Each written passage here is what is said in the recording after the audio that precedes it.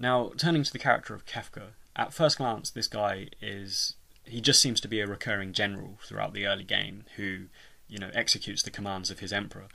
And to this end, this setup as a main antagonist is something of a red herring, and it's the likes of which we see in some Final Fantasy games, but particularly Final Fantasy 15, which, much like Final Fantasy 6, has the true enemy hiding in plain sight as a sort of go-between between the Empire and the party. And to this end, I think Gestahl is a really well-structured red herring antagonist before Kefka takes over. And I think Gestahl is interesting because he evolves to be much more of a tragic, foolish villain, like Shakespeare's King Lear, whose hubris and lust for control gets the better of him in the end. And this Shakespearean allegory extends to some degree to Kefka as well, because, again, much like King Lear and many other Shakespeare plays, the character of the fool or the clown is always lingering to one side, deceptively innocuous, but always harbouring an ulterior motive, or some knowledge or desire of the events that are transpiring. And I think this perfectly embodies the relationship between King Lear and his fool, but also Kefka and Gestahl, the latter of which thinks Kefka is just, crazy but controllable at least, and in allegiance with him, right up until his anarchistic goals become clear and it's far too late for Gestahl to survive. This idea of the King's Fool also lends itself to Kefka's visual styling, as a bizarre court jester, harlequin, clownish figure. And just relating briefly back to the Italian themes and conventions we have in Final Fantasy VI, it's prudent to note that harlequins have origins in Italian theatre. So the visuals, along with Kefka's surname, Palazzo, once again firmly plants him in these geographical, Italian roots that, I've been discussing thus far. Now, regarding personality, Kefka, he's popularly labelled as a purely psychopathic individual by reviewers and commentators. And while this is in the right arena of classification, it's arguably not quite the case. So for me, Kefka exhibits a sociopathic rather than psychopathic demeanour, and a fundamentally nihilistic perception of life, which outdoes most, if not all, Final Fantasy villains we've seen so far. Rather than controlling or rebuilding the world in his own image, as many Final Fantasy villains do, Kefka's goal is purely destruction, of both world and self. The closest comparison I can make with this would probably be Seymour from Final Fantasy X, who has the same end-of-days outlook as Kefka, but exhibits a psychopathic rather than sociopathic nature. And this is to say that Seymour lacks emotions, and he has a very narcissistic and deceptive edge. He plots things very carefully when hatching his plans, and this makes his personality categorically psychopathic. Kefka, on the other hand, is openly and uncontrollably emotional. He's very primitive and hostile, flying into fits of rage, as exhibited by his arbitrary murder of Leo. And he generally works his way through situations by violence and emotion, letting the chips fall where they may. So this lack of self-control falls within the arena of sociopathy, as Kefka's outlook on life as well is nihilistic, which is rooted firmly in an emotional and pessimistic worldview. Psychopaths, on the other hand, usually lack emotion, so are capable of acting in a more disarming and calculating way, which, again, Seymour, who we just mentioned. So the big reveal regarding Kefka's perceptions of life come during the final battle, where he notes how hopes and dreams and life are fundamentally meaningless.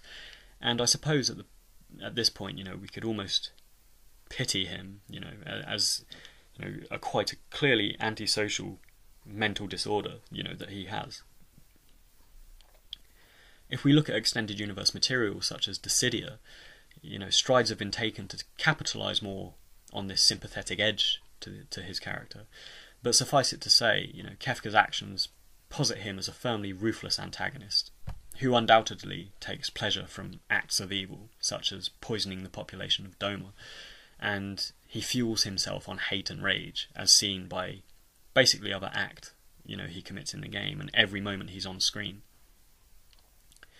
The genius is that this relentless aggression is bound up with comedy as well. Kefka often cracks darkly humorous jokes and flees battles and has amusing sprite animations, which compounds this sort of madness and contradictions of the character. But it also shows how Final Fantasy VI is quite genius in the way it weaves comedy and tragedy together. Again, as duality, as the game's core narrative. Turning to Kefka's origins, which are, scant recorded in the game, we know for a fact that he was an elite soldier, and basically he was selected as the first test subject for Sid's Magitech fusion program, and the results of which basically sent him mad and account for his attire and demeanour, by the time we start playing the game. There's a blueprint for Sephiroth here, I think, with this scientific meddling, and I think it went on to become a recurring theme in Square games, such as the manufacture of black mages in Final Fantasy IX and the Forbidden Machina in Final Fantasy X. So scientific meddling has a very, from 6 onwards, has a very important role to play in the narratives of these games.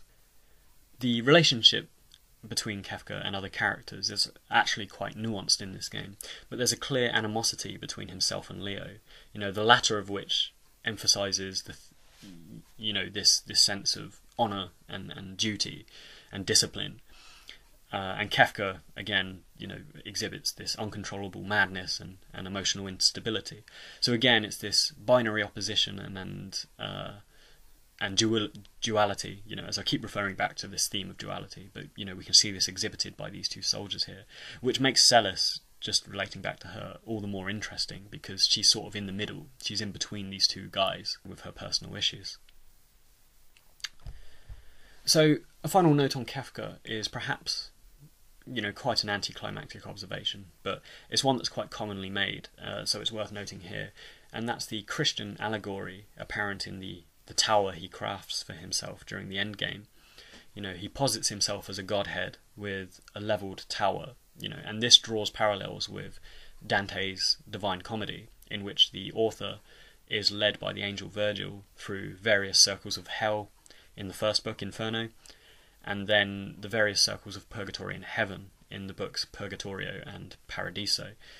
So this ties in with Square's penchant for acrimonious portrayals of Christianity, much like Sephiroth being a seraphim angel and Yevon being a image of Catholicism. But more importantly for me, this reference to Dante again relates back to this Italian literary heritage and etymological heritage and visual heritage that we see in Final Fantasy VI, because of course Dante Alighieri was an Italian poet and statesman. So again, I think we have this Italian root in Final Fantasy VI shining through yet again. I've referred back to the Western thing quite a lot, but it's important to note that this was the first real push into something distinctly foreign, for a Japanese audience, and using Western Renaissance and medieval terms, themes and aesthetics. And I think this is something that Square has relentlessly gone towards into the present day, this westernization of Final Fantasy. And just to punctuate this point, the antagonist Ardyn in Final Fantasy XV was designed by Roberto Ferrari, who is an Italian concept artist who Square have basically employed entirely because they're trying to give these games a distinctly Western and Mediterranean vibe as they move further into the future. But I think it's relevant to note that now, because I think Final Fantasy VI was the real turning point for when they started westernizing these games and this trajectory into making them go mainstream, as it were.